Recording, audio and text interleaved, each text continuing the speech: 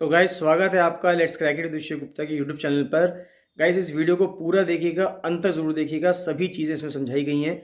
बहुत important video है तो आप इसको जरूर से जरूर देखिएगा, अंत तक जरूर देखिएगा। वीडियो को लाइक भी कीजिएगा, शेयर भी कीजिएगा। और अगर आपके मन में विचार आता है कुछ इस वीडियो के बारे में तो उसके बारे में आप कमेंट सेक्शन में कमेंट करके जरूर से जरूर बताइएगा। चैनल को सब्सक्राइब जरूर कर दीजिएगा और वीडियो को लाइक कर देना। फ्री टेलीग्राम चैनल भी है जिसका लिंक वीडियो के डिस्क्रिप्शन में है, तो उसको भी जरूर से जरूर ज्वाइन कर लीजिएगा। तो गाइज़ ये फ्री टेलीग्राम चैनल है लेट्स क्रैक इट विद विषय गुप्ता के नाम से। यही चैनल आपको इसी चैनल का लिंक आपको हर वीडियो के डिस्क्रिप्शन में मिलेगा, तो ज़रूर से ज़रूर देखिएगा और इस चैनल को सब्सक्राइब ज़रूर से ज़रूर कर लीजिएगा। तो गाइज़ स्वागत है आपका 8 मार्च के करंट अफेयर्स में। बहुत ही इंपॉर्टेंट डेली करंट अफेयर्स हैं। आप किसी भी एग्ज़ाम की तैयारी कर रहे हैं, चाहे वो यूपीएससी हो, उत्तराखंड पीसीएस हो, यूपी पीसीएस हो, किसी भी एग्ज़ाम की तैयारी कर रहे हैं, सभी के लिए बहुत बहुत महत्वपूर्ण करंट अफेयर्स हैं। तो आप इनको डेली बेसिस पे कवर करते रहिएगा। इसमें आपको कोई भी डाउट आता है, कोई भी आपका सजेशन है, फीडबैक है, तो कमेंट सेक्शन में कमेंट करके जरूर बताइएगा। वीडियो को अंत तक जरूर देखिए जिससे कि सब चीज़ें, सारे करंट अफेयर आपकी कवर हो जाएँ। साथ साथ बताना चाहूँगा गाइस कि लोअर पीसीएस के एग्जाम के लिए, अपर पीसीएस के एग्जाम के लिए, एफआरओ के लिए और आरओ सचिवालय के लिए फुल प्रिपरेशन बैच चल रहा है, तो आप इनको ज्वाइन कर सकते हैं। इन करंट अफेयर्स की पीडीएफ को आप रेगुलर बेसिस पे ले सकते हैं और डेली एमसीक्यू प्रैक्टिस का जो पेड ग्रुप चल रहा है उसको भी ज्वाइन कर सकते हैं। इन सभी को ज्वाइन करने के लिए 7665804421 पर कॉल या मैसेज कर सकते हैं। चलिए स्टार्ट करते हैं। सबसे पहले न्यूज़ आ रही है लैंड माफिया के ऊपर। तो लैंड माफिया ने एक एंशियंट यानी कि प्राचीन काल का एक फोर्टिफाइड सिटी था शिशुपालगढ़, उसको डैमेज कर दिया है।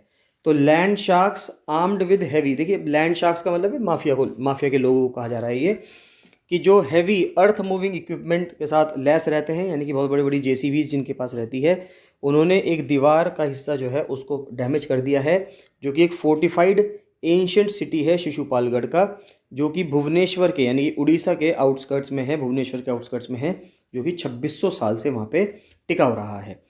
What has made matters worse is that the destruction occurred just as the Archaeological Survey of India और उड़ीसा का revenue administration were working in tandem to acquire the land and safeguard the heritage. अब दिक्कत वाली बात क्या है यहाँ पे कि चाहे वो पुरातत्व विभाग हो, आर्कियोलॉजिकल सर्वे ऑफ इंडिया हो, और साथ साथ उड़ीसा का जो रेवेन्यू एडमिनिस्ट्रेशन है, दोनों साथ मिलकर काम कर रहे हैं जिससे कि उस ज़मीन को टेक ओवर कर ले और वहाँ पर जो ये हेरिटेज है, जो विरासत है, इसको बचाने का काम करें। लेकिन इसी चीज़ में हम देख पा रहे हैं कि शिशुपालगढ़ जो कि भुवनेश्वर के आउटस्कर्ट्स में है उड़ीसा में, वहाँ पर लैंड माफिया ने दीवारें तोड़ दी हैं उसकी, जो कि 2600 साल पुराना इतिहास भारत का रहा है। नेक्स्ट आता है, सुप्रीम कोर्ट का कहना है कि प्रधानमंत्री, चीफ जस्टिस ऑफ इंडिया यानी कि जो भारत के मुख्य न्यायाधीश होंगे, और लीडर ऑफ अपोजिशन जो है, इसका एक पैनल बनाया जाए जिससे कि चीफ इलेक्शन कमिश्नर को नियुक्त किया जाएगा। तो एक कॉन्स्टिट्यूशन बेंच है सुप्रीम कोर्ट की, उसने एक लैंडमार्क जजमेंट दिया जिसमें उन्होंने कहा कि चीफ इलेक्शन कमिश्नर और इलेक्शन कमिश्नर्स को अपॉइंट करने के लिए जो कि प्रेसिडेंट की एडवाइस, जो कि प्रेसिडेंट के द्वारा किए जाते हैं अपॉइंटमेंट, वो प्रेसिडेंट को अब तक एडवाइस क्या होता था, सीधे प्राइम मिनिस्टर देते थे। लेकिन अब कहा गया है कि सीधे प्राइम मिनिस्टर नहीं देंगे, उनकी जगह prime minister, leader of opposition जो कि लोकसभा में होंगे, और सीजीआई जो होंगे, ये अपनी सलाह देंगे और सर्वसम्मति से, इन तीनों की सम्मति से जो पर्सन बैठेंगे वही इलेक्शन कमिश्नर और चीफ इलेक्शन कमिश्नर बनेंगे। ये किसने कहा है? ये सुप्रीम कोर्ट ने कहा है ऐसा करने के लिए। नेक्स्ट आता है, Nagaland gets its first women MLA. तो अभी हाल में नागालैंड में इलेक्शन हुए हैं, तो नागालैंड से पहली बार ऐसा हुआ है जब से नागालैंड बना है कि वहाँ से महिला एमएलए, महिला विधायक चुनकर आई हैं। तो हेकानी जखालू जो हैं एनडीपीपी की, उन्होंने हिस्ट्री बना दी है जिससे कि वो पहली वुमेन बन गई है नागालैंड असेंबली की, जो कि 60 मेंबर की असेंबली, यानी कि 60 एमएलए मैक्सिमम नागालैंड में हो सकते हैं। Jakhalu was announced the winner from the Dimapur constituency. तो दीमापुर की जो कॉन्स्टिट्यूंसी है वहाँ से जकालू जो है विनर हो गई हैं 2023 में Nagaland assembly election, representing the ruling Nationalist Democratic Progressive Party. She defeated sitting MLA Azheto Zhimomi. तो उनको इन्होंने हरा दिया है, जो कि लोक जनशक्ति पार्टी के, जो रामविलास की जो पार्टी है, उनकी पार्टी से बिलोंग करते थे। Mister Zhimomi has won the seat as a candidate in 2018। तो ये 2018 में जीते थे, इस बार ये हार गए हैं। She was one of the 4 women among 183 candidates in the election. इस बार 183 लोग वहाँ पे खड़े हुए थे चुनाव में, उनमें से 4 महिलाएं थी, 4 में से ये एक थी जो जीती हैं, जखालू। एनडीपीपी की सेकंड वुमेन कैंडिडेट थी, अब देखिए क्या नाम है इनका, सलहो तोनुओ क्रूज। तो ये फॉलो किया है इन्होंने जखालू को as the MLA elect hours later. She defeated, इन्होंने भी, यानी कि ये भी जीत चुकी हैं, इन्होंने इनको नखरो को हराया है, जो कि एक इंडिपेंडेंट कैंडिडेट थे, by only 7 votes to bag the western Angami seat. तो वेस्टर्न पश्चिमी अंगामी सीट जीतने के लिए मात्र 7 वोट से ये जो नखरो हैं ये हारे हैं। नेक्स्ट आता है ऑस्ट्रेलिया और भारत के बीच में एक एग्रीमेंट साइन हुआ है एजुकेशन को लेके। तो भारत और ऑस्ट्रेलिया ने साइन किया है एग्रीमेंट कि जिससे कि वो जो क्वालिफिकेशन डिग्रीज होंगी, इंडिया ऑस्ट्रेलिया की डिग्री को मानेगा और ऑस्ट्रेलिया भारत की डिग्री को मानेगा, जिससे कि ईज़ हो जाएगा किस चीज़ में, मोबिलिटी ऑफ स्टूडेंट्स, यानी कि बच्चों में जो विद्यार्थी हैं उनको बहुत ज़्यादा इससे फ़ायदा मिलेगा, और प्रोफेशनल्स बिटवीन द 2 कंट्रीज़, और जो लोग काम करने वाले हैं वो भी इजीली एक जगह से दूसरी जगह काम करने के लिए जा सकते हैं, क्योंकि उनकी डिग्रीज जो हैं दोनों देशों में पहचानी जाएंगी। एग्रीमेंट जिसको फ्रेमवर्क मैकेनिज्म कहा गया है for mutual recognition of qualification, इसको साइन किया गया है एक बायलैटरल मीटिंग में जो नई दिल्ली में हुई थी, union education minister Dharmendra Pradhan के बीच में, और ऑस्ट्रेलिया के एजुकेशन मिनिस्टर भारत आए हुए थे जैसन क्लेयर, इनके बीच में मीटिंग हुई है और MOU साइन हुआ है। ऑस्ट्रेलियन मिलिट्री जो है भारत में ऑन एक्सचेंज प्रोग्राम, तो 15 ऑफिसर्स हैं ऑस्ट्रेलिया के डिफेंस फोर्सेस के, वो भारत आ रहे हैं 1 मार्च से under the inaugural General Rawat India Australia young defence officer exchange programme. तो 2022 में इसको अनाउंस किया गया था और पहली बार 1 मार्च को ऑफिसर्स भारत में आए हैं। ड्यूरिंग द एक्सचेंज प्रोग्राम क्या होगा, ऑस्ट्रेलिया के जो ऑफिसर्स हैं will be hosted by 15 officers from the Indian arm force, उधर से भी 15 ऑफिसर्स आ रहे हैं, भारत से भी 15 ऑफिसर्स होंगे, और जो सिमिलर रैंक के ऑफिसर्स होंगे, सिमिलर स्किल सेट होंगी सबके पास, और विजिट करेंगे अलग अलग Indian defence establishment across 4 cities. तो भारत के 4 शहरों में जो अलग अलग डिफेंस इस्टेब्लिशमेंट्स हैं वहाँ पे ही लोग उसको विजिट करेंगे। नेक्स्ट आता है कि अभी जो यूनियन गवर्नमेंट है उन्होंने एक बहुत ही महत्वपूर्ण एक निर्णय लिया कि जो सेंट्रल स्टाफ के लोग हैं वो कुछ लोग ओल्ड पेंशन स्कीम जो कि 2004 से पहले चला करती थी उसको ऑप्ट कर सकते हैं। तो ओल्ड वर्सेस न्यू थोड़ा सा देख लेते हैं, बहुत ज़्यादा ये मुद्दा चल रहा है ओल्ड पेंशन स्कीम OPS का और न्यू पेंशन स्कीम NPS का। तो OPS में जाएं या NPS में जाएं। तो ओल्ड पेंशन स्कीम में क्या था, इस स्कीम में आपको गारंटी मिलती थी कि जब तक आप जिएंगे तब तक आपको इनकम आती रहेगी रिटायरमेंट होने के बाद। नेशनल पेंशन स्कीम में क्या है, कुछ अलग है, ये एक पार्टिसिपेटरी स्कीम है जहाँ पे एम्प्लॉय यानी कि जिसने आपको रोजगार दे रखा है वो भी कुछ पेंशन फंड में डालता है, आप भी कुछ अपने पेंशन फंड से डालते हैं और सरकार भी डालती है। फिर government bear the expenditure incurred on the pension. Old pension में क्या होता था, जितना भी खर्चा है वो सब सरकार के ऊपर है, सरकार आपका खर्चा देगी, आपको पेंशन देगी। इस स्कीम के तहत एक मंथली पेमेंट मिलती थी, और कितनी मंथली पेमेंट मिलती थी, जब आप रिटायर हो रहे हो तो जिस टाइम पे आप रिटायर हुए उस टाइम पे आपकी तनख्वाह जितनी थी उसकी 40% उसकी 50% जितनी भी आधी जो आपकी सैलरी है वो आपको मिलेगी। अगर आपकी सैलरी 80,000 रुपये है जिस टाइम आप रिटायर हो रहे हैं तो उस टाइम पे आपको पेंशन 40,000 रुपये मिलनी स्टार्ट होगी। इसमें क्या है, the fund are invested in earmarked investment schemes. अब इसमें फंड क्या होगा, म्यूचुअल फंड्स में पैसा लगा दिया जाएगा पेंशन फंड मैनेजर्स के थ्रू, और उसके बाद फिर पैसा आपको मिलेगा। रिटायरमेंट पे 60% कॉर्पस जो टैक्स फ्री होगा वो तो आप तुरंत निकाल सकते हैं, और 40% जो होगा वो एन्युटीज़ के थ्रू निकाल सकते हैं जो कि टैक्सेबल होगा। तो एक सिग्निफिकेंट डिसीजन में भारत सरकार ने डिसाइड किया है कि एक टाइम ऑप्शन देने जा रहे हैं सिलेक्ट सेंट्रल गवर्नमेंट एम्प्लॉयज़ को। ऐसा नहीं है कि सभी एम्प्लॉयज़ को मिलेगा, ये कुछ एम्प्लॉयज़ को दिया जा रहा है कि वो ओल्ड पेंशन स्कीम के तहत जा सकते हैं। Employees should have applied for jobs advertised before 22 दिसंबर 2003। तो इसमें यह होता है कि वो एम्प्लॉयज़ जिन्होंने जॉब्स के लिए जब 22 दिसंबर 2003 से पहले जो जॉब्स एडवर्टाइज हुई थी वहाँ पे उन्होंने अप्लाई कर दिया था, और the day the NPS was notified. Option is available to the central government employees, सिर्फ सेंट्रल गवर्नमेंट एम्प्लॉयज़ के पास है अंडर द NPS, क्योंकि उन्होंने सर्विस अपनी कब से ज्वाइन की, 1 जनवरी 2004 से ज्वाइन करी। ऑर्डर विल ऑल्सो भी एप्लीकेबल टू द CAPF। तो आप ऑर्डर किसको एप्लीकेबल होगा, CAPF पर्सनल्स को भी एप्लीकेबल होगा ये। Employees have time till August 31 to opt for OPS। तो 31 अगस्त तक उनको टाइम दिया गया है। Employees contribution to the NPS will be credited to the general provident fund. तो GPF में चला जाएगा पैसा इंडिविजुअल के। जो BJP लेड गवर्नमेंट है उन्होंने ये कहा है कि ओल्ड पेंशन सिस्टम पे जाना एक अननेसेसरी फाइनेंशियल बर्डन है गवर्नमेंट पे। अब ये थोड़ा सा एक पेचीदा मुद्दा है बड़ा कि ओल्ड पेंशन अच्छी है या न्यू पेंशन अच्छी है। इसके ऊपर मैं पूरी एक वीडियो बनाऊंगा कि ओल्ड पेंशन स्कीम क्या है और न्यू पेंशन स्कीम के तहत क्या काम होना है। तो इसके ऊपर पूरा डिटेल में समझेंगे कि OPS क्या है और न्यू पेंशन स्कीम क्या है। नेक्स्ट आता है केरला की एक लड़की है, वर्ल्ड हियरिंग डे के पोस्टर पे वो छाई रही हैं आजकल। तो रिजवाना 6 साल की लड़की हैं। When she first heard the music of rain and the joyous twitter of birds in the morning, यानी उससे पहले वो सुन नहीं सकती थी। तो she did not know till then that her anklets, यानी जो पायल जो वो उन्होंने पहन रखी है उसके अंदर से एक बहुत ही सुंदर आवाज़ आ सकती है, क्योंकि वो उससे पहले सुन नहीं सकती थी। अब रिजवाना जो है एक फाइनल ईयर की MBBS स्टूडेंट है, government medical college hospital Kottayam जो कि केरला में है। तो रिजवाना एक लिविंग एग्जाम्पल है कि अर्ली न्यूबॉर्न स्क्रीनिंग, अगर आप समय पे उनको पहचान लें, न्यूबॉर्न की स्क्रीनिंग कर ली जाए एंड कंसिस्टेंट इंटरवेंशन, कई सारे बच्चों को जो बहरे होने से बचाया जा सकता है इस चीज़ से। ये मिस रिजवाना की स्टोरी है that WHO India has chosen to put on its poster on World Hearing Day. तो मार्च 3 को वर्ल्ड हियरिंग डे सेलिब्रेट किया जाता है।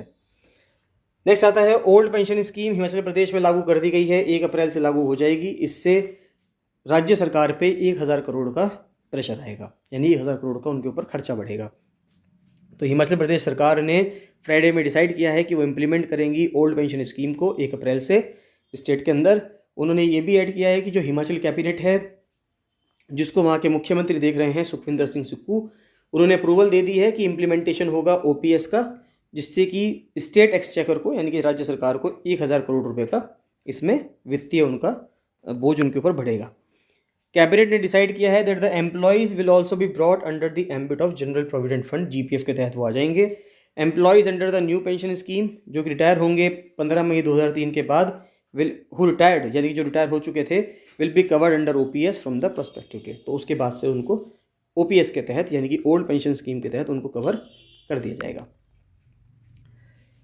नेक्स्ट आता है सुप्रीम कोर्ट ने कुछ नॉर्म्स को ईजी किया है, जिससे कि कंज्यूमर कोर्ट के जो प्रेसिडेंट हैं या मेंबर हैं, उपभोक्ता जो कोर्ट के जो प्रेसिडेंट हैं, मेंबर हैं, उनको चुना जा सके। तो सुप्रीम कोर्ट ने अपनी एक्स्ट्राऑर्डिनरी पावर्स यूज़ करते हुए आर्टिकल 142 के तहत अट्रैक्ट किया किसको, यंगर टैलेंट को, जिससे कि to preside over consumer courts, यानी कि उनको हम क्या कर सकें, कंज्यूमर कोर्ट्स में, जिससे कि वो प्रिसाइड कर सकें by reducing the mandatory professional experience from 20 to 10 years. पहले 20 साल हुआ करता था एक्सपीरियंस का, जो लिमिट थी वो 20 साल हुआ करती थी, अब उसको घटा के थोड़ा 10 साल कर दिया गया, तो ईजी हो जाएगा लोगों के लिए अप्लाई करना। एक जजमेंट आया है bench of Justice MR Shah और MM सुंदरेश, उन्होंने इंट्रोड्यूस किया है, रिटर्न एग्जाम होगा, वाइवा होगा to check the candidate performance. Consumer commission have the power of civil courts in many aspects, और जो ये कंज्यूमर कमीशन होते हैं इनके पास सिविल कोर्ट की पावर होती है। वर्ल्ड बैंक ने $1 बिलियन दिया है भारत के हेल्थ सेक्टर को, स्वास्थ्य के सेक्टर को भारत के सपोर्ट करने के लिए। तो World Bank is lending up to $1 billion to help India with preparedness for future pandemics, जैसे कि भविष्य में आने वाली अगर कोई महामारी है, उससे भारत के इंफ्रास्ट्रक्चर को, भारत के बुनियादी ढांचे को मजबूत बनाने के लिए वर्ल्ड बैंक $1 बिलियन तक की हेल्प भारत को करने जा रहा है, as well as to strengthen its health infrastructure. Lending will be divided into 2 complementary loan of $500 million each. तो जो लैंडिंग होगी इसकी वजह से क्या होगा, इसको डिवाइड कर दिया जाएगा 2 कॉम्प्लीमेंट्री लोन्स में, कि 2 लोन्स होंगे $500 मिलियन के दिए जाएंगे। Through this combined financing of $1 billion, bank support करेगा भारत की जो फ्लैगशिप प्रधानमंत्री Ayushman Bharat health infrastructure mission है, यानी कि PM अभीम को, जो कि अक्टूबर 2021 में लॉन्च की गई थी, to improve the public health care infrastructure. कि भारतवर्ष में, पूरे भारत के अंदर जो पब्लिक हेल्थ के लिए जो इंफ्रास्ट्रक्चर बन रहा है, बुनियादी ढांचा जो बन रहा है, उसको इम्प्रूव करने के लिए, हेल्थ केयर को इम्प्रूव करने के लिए $1 बिलियन खर्चा करने जा रही है वर्ल्ड बैंक, भारत को देगी। फ्रेंच मिनिस्टर ने इनॉग्रेट किया है आर्टिस्ट रेसिडेंसी नेटवर्क। तो फ्रेंच गवर्नमेंट ने इनॉग्रेट किया है विला स्वागतम, एक कल्चरल रेसिडेंसी है आर्टिस्ट के लिए, भारत के और फ्रांस वालों के लिए। एक पैन इंडिया, यानी कि पूरे भारत का एक नेटवर्क बनेगा रेसिडेंसीज का, वो यहाँ पे खोला जाएगा at the French institute by the country minister for Europe and foreign affairs, Catherine Colonna के द्वारा इसको खोला गया है। नेक्स्ट GS3 से न्यूज़ आ रही है। तो भारतीय जो वायुसेना है, इंडियन एयरफोर्स है, उसने पार्टिसिपेट किया है एक एक्सरसाइज में, इसका नाम है कोबरा वॉरियर, UK में। तो एक्सरसाइज है कोबरा वॉरियर, एक मल्टीलेटरल एयर एक्सरसाइज है, जिसमें अलग अलग एयर फोर्सेज हैं, फिनलैंड की, स्वीडन की, साउथ अफ्रीका, USA, सिंगापुर की, और जो रॉयल एयरफोर्स है UK की, और भारत की इंडियन एयरफोर्स तो है ही।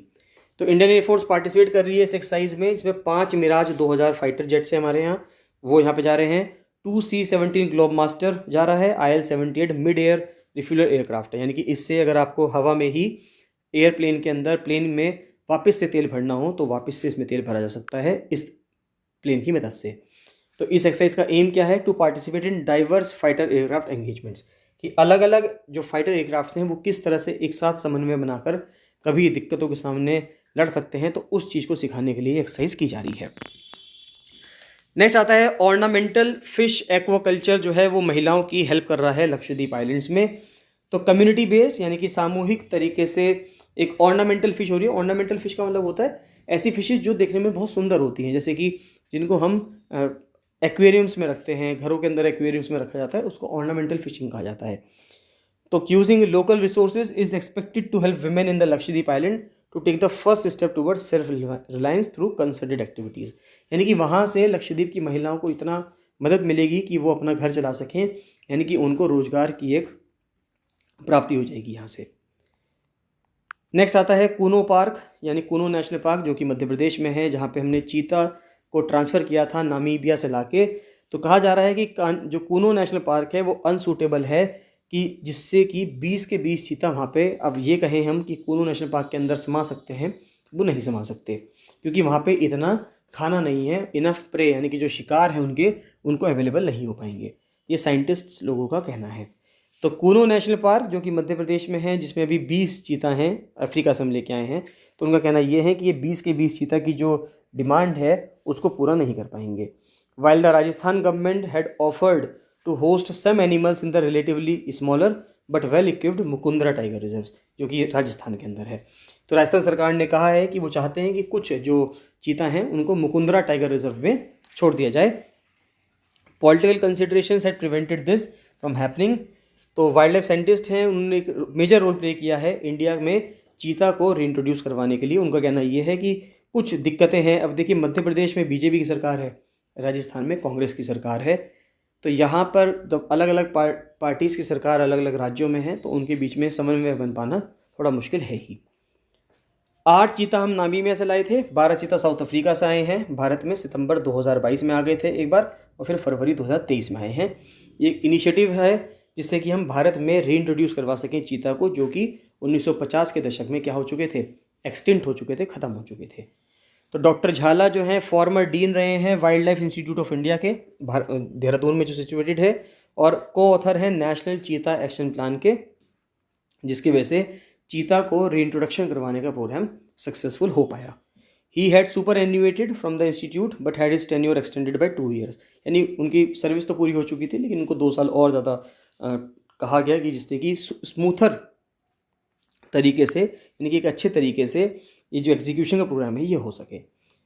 एज प्रेजेंट देखें तो 20 चीता हैं, 10 चीताज मेन प्रे, यानी कि 20 चीतल ही हैं भी, जो चीता का मेन प्रे है, यानी कि हिरण का रूप होता है चीतल, पर square kilometre available at the Kuno national park, यानी कि पहले 60 चीतल पर स्क्वायर किलोमीटर हुआ करते थे पार्क में 2014 में, अब ये घटकर 20 रह गए हैं। प्रीलिम्स के लिए कुछ फैक्ट्स हैं कि साउथ एशियन गवर्नमेंट जो है, यानी कि जो भारत सरकार हुई या अलग अलग जो देशों की सरकार है, जो साउथ एशिया के देश हैं, वो एवरेजली हेल्थ पे मात्र 1% GDP का ही खर्च करते हैं, और एजुकेशन पे सिर्फ 2.5% करते हैं, जबकि ग्लोबल एवरेज हेल्थ पे 6% के आसपास है, 5.9%, और एजुकेशन पे 3.7% है। तो चलिए, एजुकेशन पे तो हम ठीक ठाक खर्च कर रहे हैं थोड़ा बहुत, लेकिन हेल्थ पे भारत सरकार की तरफ से बहुत कम खर्चा हो रहा है, या साउथ एशिया में जितने भी और लगभग देश हैं उनका खर्चा बहुत कम है। एक IPS ऑफिसर हैं रश्मि शुक्ला, उनको डायरेक्टर जनरल लगाया गया है सशस्त्र सीमा बल का। नेक्स्ट आता है सभी मेंबर स्टेट जो है यूनाइटेड नेशंस के, वो 3 मार्च को वर्ल्ड वाइल्ड लाइफ डे भी सेलिब्रेट करते हैं। तो उसी के ऊपर कुछ क्वेश्चन है, देखते हैं। पहला सवाल है, तो ये जो डेट थी इसको साइट्स के नाम से चुना गया था, जब साइट्स एक कन्वेंशन साइन हुआ था 50 साल पहले। तो साइट अपने आप में एक हर्बीवोर को दिखाते हुए एक लोगो बना हुआ है इसका, तो उस लोगो में कौन सा जानवर है? उस लोगो में हाथी है। साइट्स का मतलब क्या है? साइट्स को वाशिंगटन कन्वेंशन भी कहा जाता है, यानी कि कंजर्वेशन है इंटरनेशनल ट्रेड पे ऑफ एंडेंजर्ड स्पीशीज़, कि जो एंडेंजर्ड स्पीशीज़ हैं, जो खतरे में आने वाली स्पीशीज़ हैं, तो उनका इंटरनेशनल यानी कि अंतर्राष्ट्रीय स्तर पर जब हम व्यापार करते हैं, वो ऐसा ना हो कि उनके सर्वाइवल पे दिक्कत आ जाए। तो इस तरह से हमें क्या करना है? हमें उनका व्यापार करना है। तो एक तरीके से, एक बहुत ही कोऑर्डिनेटेड वे में हम उनका व्यापार करेंगे। तो ये चीज़ में कही गई है, और ये एलिफेंट जो है उसमें लोगों में है। तो कहते हैं कि दूसरा नेशन, कौन सा एशियन नेशन ऐसा है जिसने आइडिया दिया था WWD का, to celebrate and raise awareness of the world's wild fauna and flora? तो वो थाईलैंड ने दिया था, यानी कि वर्ल्ड वाइल्ड लाइफ डे का आइडिया किसने दिया था? फिर तीसरा है कौन सी ऑर्गेनाइजेशन है जो पब्लिश करती है रेड लिस्ट, तो रेड लिस्ट आती है, नाम आ जाएगा IUCN, international union for conservation of nature. Next आता है कि कौन सा एनिमल है, जाइंट एटलस बारबेल नाम से कौन सा एक एनिमल था जो मोरक्को में ही रहता था, मोरक्को में ही रहती है, ये एंडेमिक थी और कहा गया है 2022 में कि ये एक्सटिंक्ट हो चुकी है, ख़त्म हो चुकी है। तो ये मछली थी नाम में, एक इनकी फ़िश थी। नेक्स्ट आता है इनमें से कौन सा एनिमल ऐसा है चाइना का जिसका चाइना के पास पूरी ऑनरशिप है और ये सिर्फ and the species seen in zoos in other countries are technically on lease. अब देखिए बहुत इंपॉर्टेंट बात है कि उस जानवर पर सिर्फ और सिर्फ चाइना का हक है, और अगर वो किसी दूसरे देश के जू में यानी कि वहाँ पे जो चिड़ियाघर होते हैं वहाँ पे अगर वो जानवर दिखता है तो इसका मतलब ये है कि वो लीज पर है, यानी कि कुछ टाइम बाद वो चाइना को लौटाना होगा। तो वो है जाइंट पांडा। और नेक्स्ट क्वेश्चन आता है लास्ट क्वेश्चन कि what is the claim to fame of Hyperion located in California. तो ये क्या है, ये दुनिया का सबसे ऊंचा लिविंग ट्री है। तो हाइपोरियन क्या है, ये दुनिया का सबसे ऊंचा पेड़ है, लिविंग ट्री है जो जीवित है। तो गाइस इसी के साथ ये करंट अफेयर्स कंप्लीट होते हैं। इसमें आपको कोई भी डाउट आता है, कोई भी आपका फीडबैक सेशन है तो कमेंट सेक्शन में कमेंट करके जरूर बताइएगा। बाकी मिलते हैं नेक्स्ट वीडियो में। So thank you and bye bye.